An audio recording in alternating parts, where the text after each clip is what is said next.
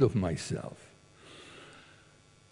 Originally, I think blushing was supposed to tell the adult to stop, to back off.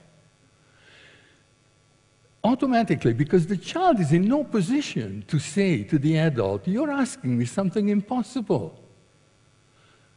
Children think adults are omniscient and omnipotent. So if an adult thinks, "I can hold my pee and not piss in my pants," then I should be able to do it.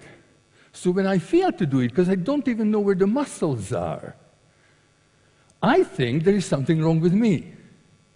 So as I blush, the adult is supposed to read, "I'm not ready, back off, don't push me." Like a red light, a traffic light. Nobody reads it anymore. Now, kids are shamed and humiliated for blushing.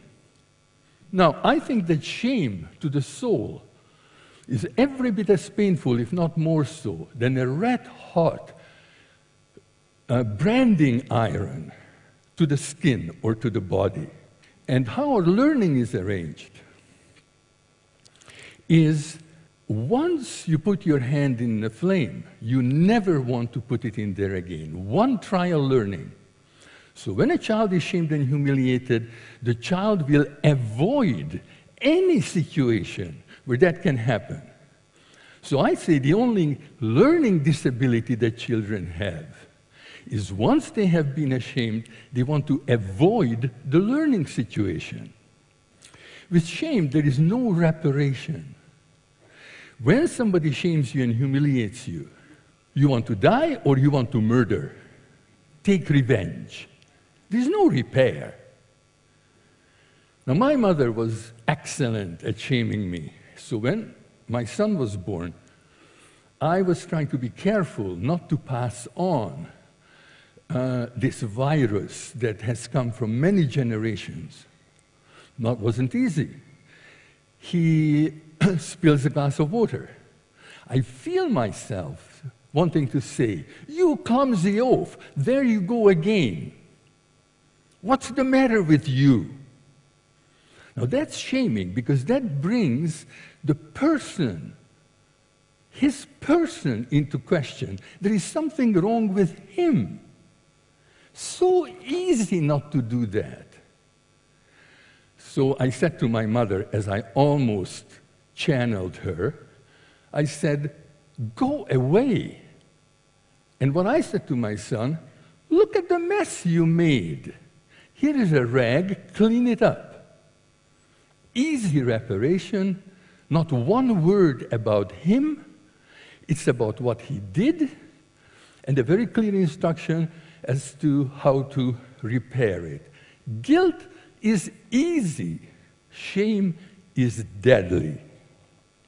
In another altered state of consciousness, I had the very clear experience that love and shame are two distinct states of mind, states of consciousness, and they are incompatible. It's like there's a chasm between them. When you are in the realm of love, you don't know what shame is. And when you are in the realm of shame, you don't know what love is. So here is the realm of shame.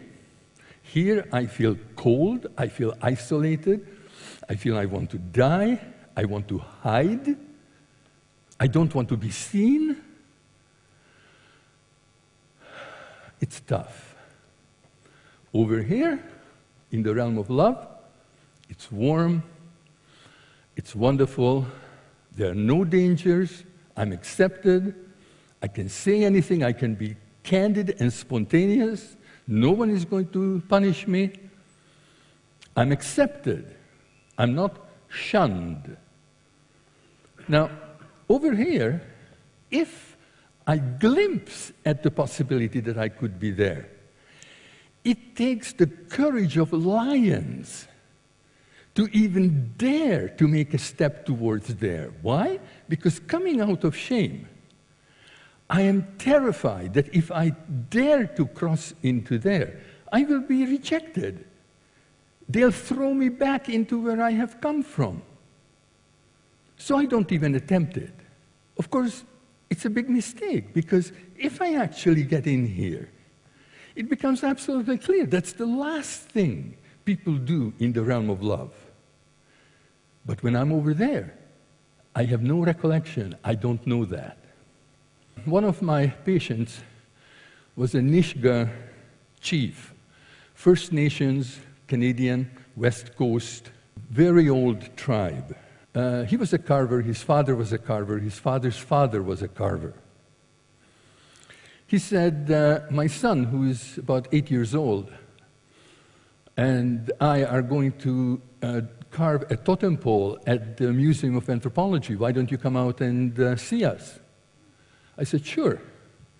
When I went out, first thing I see, the son straddling the totem pole. It was big. His hand was like this, and with the homemade adze, very sharp, he's chopping the wood towards his hand like that. So I go over to the chief, and I say to him, aren't you afraid he's going to cut himself? He says, yes, I am afraid, but I'm hoping that he's just going to have a scratch. Or, if he's going to have a cut, the hospital is not too far from here, they'll put in stitches. And you know what, he says? I've seen four-fingered carvers, but I have never seen a carver whose father told him how to carve. That man was exquisitely aware that if he shames or humiliates his son and not allow him to learn from his own experience, the son will avoid the whole field of carving. It certainly helped me raising my children. The masculine principle, which operates in men as well as in women, is a very busy principle. The masculine principle wants to be efficient. The masculine principle knows exactly how things should be. Efficient. The feminine principle, which again can occur in a man as well as in a woman, is loving, patient, allows things to unfold. Now, there are two fields of medicine which have been pushed back, in my mind, into the dark Middle Ages because the wrong principle eclipsed the other. And those two fields are obstetrics and psychiatry. Women can give birth if they can do anything. If women didn't know how to give birth, if giving birth was a medical condition, we wouldn't be here as a species. Male psychiatrists have taken over the business to make sure that everything is just how it should be. It's the obstetrician who is birthing the baby, not the mother. Men take over what is woman's business. Right here in Hungary and in many other communities, midwives are struggling against the masculine principle. Midwives are persecuted like witches were in the Middle Ages. It's unbelievable. Psychiatry, mental distress, somebody who is disturbed, somebody who is staggered by circumstances, gets into the hand of a psychiatrist by accident. It's not their business. When someone loses their way, there is a way to hold them, to give them time, to protect them, to see whether they can find their own way. Why presume that someone knows better what is good for them than they know themselves? When the feminine principle should be working, like in psychiatry and obstetrics, the masculine principle shames and humiliates everyone who is trying to move in the right direction. Love is not efficient. Well, thank God love is not efficient. I would